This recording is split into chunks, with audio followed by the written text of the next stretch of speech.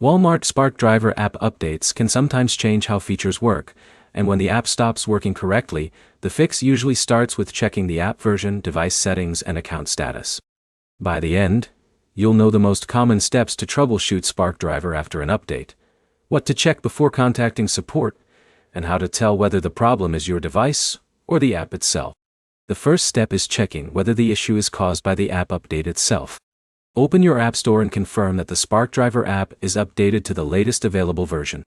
An incomplete update can cause problems with loading, login, or app features. The second step is restarting the app and your device. Close SparkDriver completely, restart your phone, and open the app again. This can fix temporary issues caused by the update process. If the problem continues, check your internet connection. SparkDriver requires a stable connection for features like signing in, viewing offers, and completing delivery tasks. Switch between Wi-Fi and mobile data to see if the issue changes. The third step is checking your phone settings. Make sure SparkDriver has the required permissions, including location access if needed. Delivery apps rely on accurate location information for many functions. If the app is freezing, crashing, or showing errors, clearing the app cache may help on supported devices.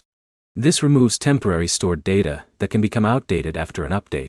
Before contacting SparkDriver support, collect the details they need. Write down the exact error message, when the problem started, your phone model, and what troubleshooting steps you already completed. Avoid sending a general message like, "The app is broken." A detailed report gives support more information to investigate the issue. If the problem is connected to your account instead of your phone, reinstalling the app may not fix it. In that situation, the support team may need to review your account details. The best troubleshooting order is simple. Update the app, restart your device, check your connection, review permissions, and then contact support with specific information if the issue remains. Your next step is to test these fixes one by one, instead of changing multiple settings at the same time. That makes it easier to identify what actually solved the problem. If this helped you fix SparkDriver after an update, like the video and subscribe for more driver app troubleshooting guides.